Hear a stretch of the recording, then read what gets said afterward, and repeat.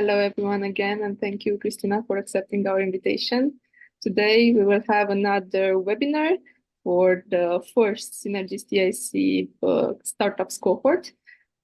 This one will focus on accessing innovative EU procurement and will be delivered by Cristina Balan, Sustainability Advisor and Mentor at Enterprise Europe Network, where she is working side by side with SMEs willing to transform their business models in order to gain competitive advantages and be compliant with the sustainability requirements. So we will learn some more on the procurement and sustainable procurement from her. And Cristina, the mic is yours whenever you feel like. Thank you. Hello, everyone, and thank you for attending this webinar, and also thank you for your interest in this issue, which is sustainable procurement. Thank you, Denisa, for inviting me, and I hope that what we are going to discuss today will be both useful and challenging for all those involved. I do have my own disclaimer, and this is related to the procurement per se. I'm not a specialist in public procurement. However, I do know a little bit of sustainable procurement. And when we are talking about the innovative EU procurement, we don't refer to the EU procurement, but to your innovative ways of accessing tenders that are opened by any EU institution. So having said that, let's move into the agenda, which, as you will see, consists in three main topics. And of course, we also have a Q&A session at the end of my presentation. In case you do have any question, please do not hesitate and raise it under the chat. And I trust that Denisa will follow up on everything. And then at the end of the presentation, we will take bit by bit and answer all your concerns or questions or interests. So let's get into the first topic, which is on the agenda, i.e. sustainability requirements in EU procurement. Why do we look into the sustainability as a topic, and why is there any link between sustainability and the EU procurement? Because as you can see, we do have a bunch of legislation on European procurement, and if you look at this para that's on the screen, you will see that any national authority, but also any EU entity, needs to treat all applicants equally and to not discriminate between them. This is an example of the thresholds that have been updated as of January 1st this year. And this is applicable to any type of contract signed by a national authority or by an EU agency. With your permission, I will move in and out from this presentation. And now let's get into the website, because it's good to go to the source. I always do that. You do have the link in presentation, but it's also good to see how these requirements are integrated into the EU legislation. And here you have the official source, which is the official journal of the European Union that has been updated on the 15th of November. And here you do have now the thresholds that are on the slide as well. Okay, you will receive the slides, and all the links in the PDF file are functional. I checked them this morning, so it will be easier for you to access this information. Okay, now back to the PDF. Now. Sorry, Cristina, we cannot see the PDF. We can see just some icons. Okay, let's try one more time. Thank you. Now it's fine. Okay. Good. You probably heard about the Green Deal, which is the major EU strategy on sustainability. So probably there is nothing new for you over there, but if there is, then we can do something again, Denisa, to inform your colleagues on that. Basically, every single piece of EU legislation now has to follow the requirements into the Green Deal, the strategy. And by requirements, I also refer to sustainability requirements. And as you can see under the point number 2, every offer that is submitted for any tender needs to meet also environmental and social aspects. So this from now on will be business as usual, and whoever wants to access any type of public contract will have to do some homework and will have to work on identifying these environmental and social aspects, collect some data, I mean indicators, and then whenever the offer is submitted, this will also be taken into account when allowing one bidder to move up on the ladder on the short list.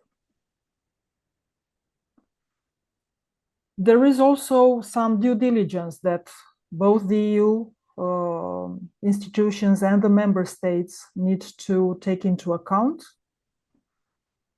to make sure that the bidder, the offerer, fully complies with all applicable EU and national legislation that's related to environmental, social, and labor law. So you need to make sure that within your own company, the compliance is up on your agenda. You also need to take into account that there is some thresholds that the institutions work with. So whenever you bid and try to lower your offer in order to probably try to be more successful in the bidding, you will always be checked against these thresholds. So try to be as accurate as possible when you make your calculation, and try to be as compliant as possible with all applicable rules, both EU and national legislations, depending on where you submit your offer. Now, from now on, any EU procurement will be referred to as green public procurement. And you have here the definition. What is considered to be green public procurement? I mean, a process where a public authority seeks to procure goods, services, and works with a reduced environmental impact throughout their life cycle when compared to goods, services, and works with the same primary function that would otherwise be procured. So you see now how important sustainability becomes even for EU procurement. And I'm taking you, sorry, I have that. I hope that this is not annoying. If it is, please let me know. But I do believe that it's good for you to see the source.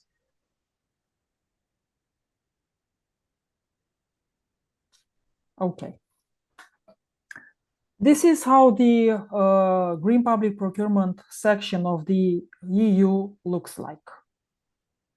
And I fully and strongly encourage you to visit this section because there is a lot of useful, very useful information. You'll see here the criteria. You'll see here a library of good practices. There is some help desk that you can rely on. There is also legislation. There are also some news, and usually these are success stories. So it's good from time to time to see what others are doing and what made them be successful. You have the events, and you also have a training toolkit, which means free resources that you can access. You also have some simulation of life cycle costing. You have here frameworks, publications, and other processes and other projects. And also here you have information on your national focal points. So whenever in doubt, please check this out. Do your homework, because doing your homework will always make you successful.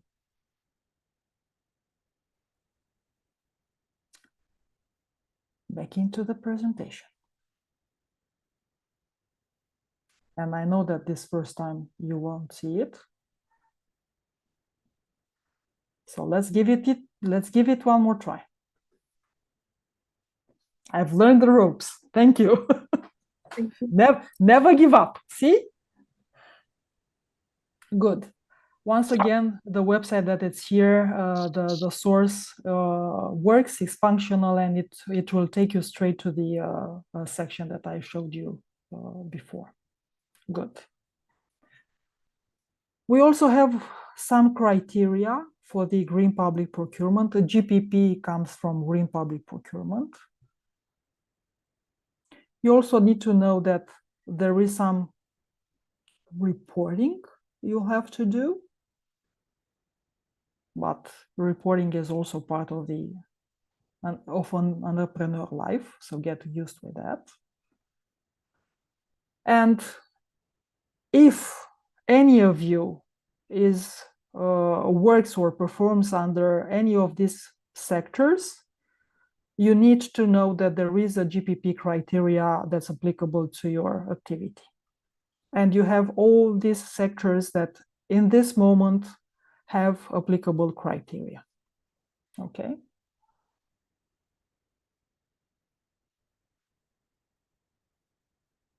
Each of these sectors comes with its own criteria. And if you remember the website that I showed you before, if you go under the life cycle section, you will see that at least for the computers, and if I remember well, for the constructions, there is a calculation and you can rely on that. Yeah, so try to check it out and then use it in your own business. Good. We are now moving into a standard, an ISO standard, that is called sustainable procurement. We are not going to spend too much time on that, but it's good for you to know that it exists and it's applicable. And it's applicable to any type of company, whether large or small. The scope of this ISO standard is to provide guidance to organizations, independent of their activity or size, on how to integrate sustainability within the procurement function. I want to make a clarification here about the ISO standards. There are two categories of such standards. The first category is called guidance, and it's transversal. It's applicable across the organization. And whenever you use such a standard, please be aware that there is no certification attached to it. And by certification, I mean audit and certification per organization and product. However, as a person, as a specialist, using this standard, you need to have a certification, but per person, not per organization. There is another type of ISO standards, and they are called management systems. You have a management system like ISO 9001, which is related to quality. This type of standard always comes with a certification, meaning that the company is audited, how the company has implemented the requirements of that particular standard in its activity. It comes with certification. So every single year there is a certification audit. Every 3 years there is a certification audit. And every single year there is an interim audit for the certifier to make sure that within your company the requirements are met and that the continual improvement principle is followed year by year. Every certification audit comes with a set of recommendations that have to be met by the organization. And when another recertification audit comes, that audit will always start from the recommendations made by the previous auditor. So those are the two categories of the ISO standards. So guidance, no certification, and management system, always audited. Okay, so whenever you work with ISO standard, with an ISO standard, with any ISO standard, check from the very beginning what type of standard it is. Good. What's in this standard? You have a list of definitions. Okay. You also have a list of principles.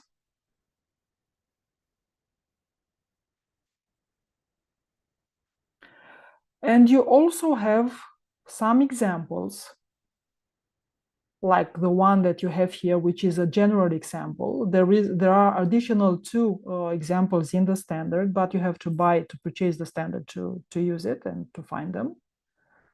And what you see here is what we call in sustainability reporting a materiality matrix.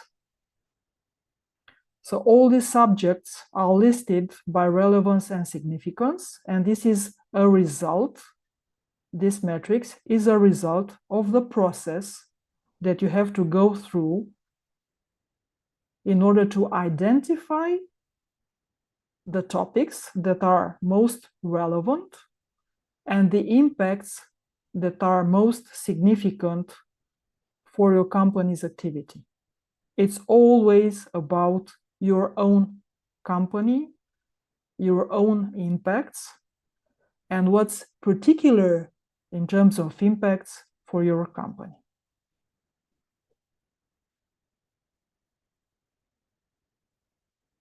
And now we jump into the tips and tricks.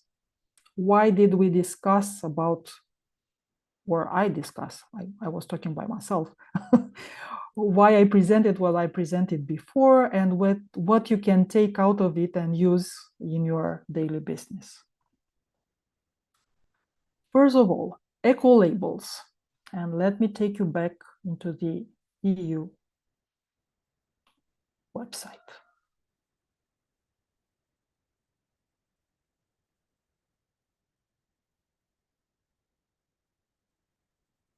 Good. Eco labels are a proof that your product or service meets the eco criteria as described by the European Union. So in terms of free tips, whenever you chase for a certification, start from these eco labels.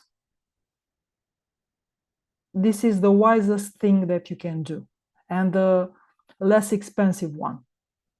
So check this section of the website, see if there is an eco label that's applicable to your activity.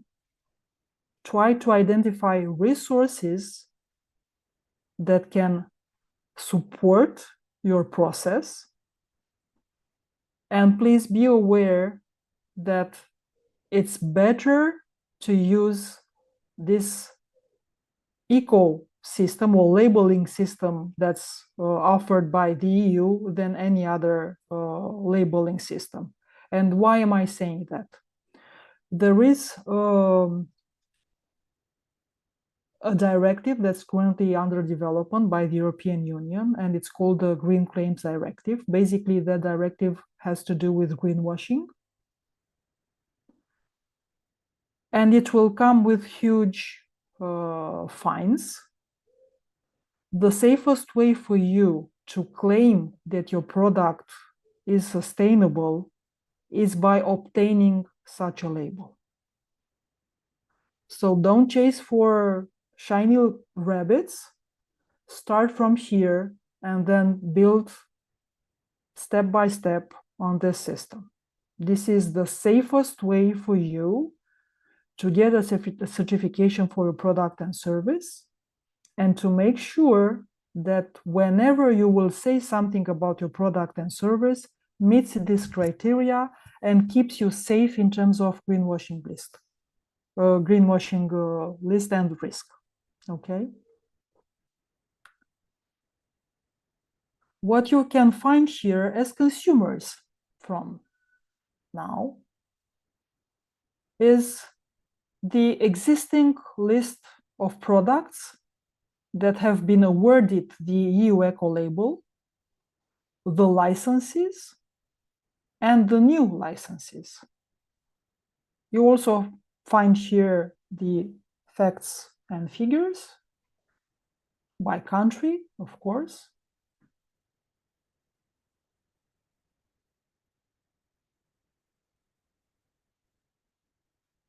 So whenever as a consumer you want to buy something, check it here.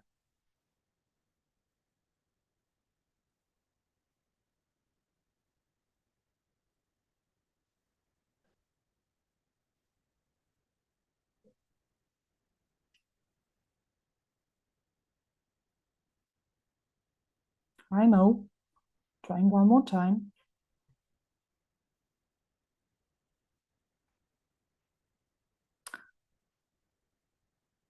The management and audit scheme. ISO standards are safe. I'm not saying that you should not go for such a certification. However, it's pretty expensive to have them all, or to have a number of ISO certifications. So again, as a young company, it's better for you to access this type of eco-management and audit scheme, which is called EMAS, which is again recognized by the European Union. And here you have all needed resources to understand what it means, what it implies, where to get support,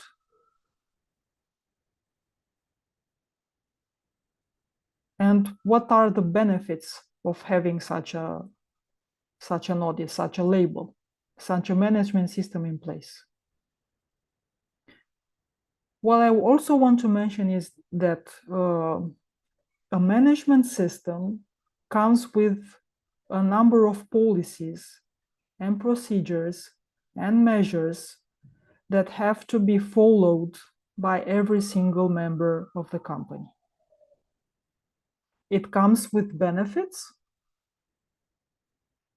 One of such benefits is that it takes you higher up on the chances to win a EU bid, but there are also benefits for your own company in your own relationship with your clients, in addition to winning contracts with public entities or EU entities. But it's not easy, so you have to be prepared for it.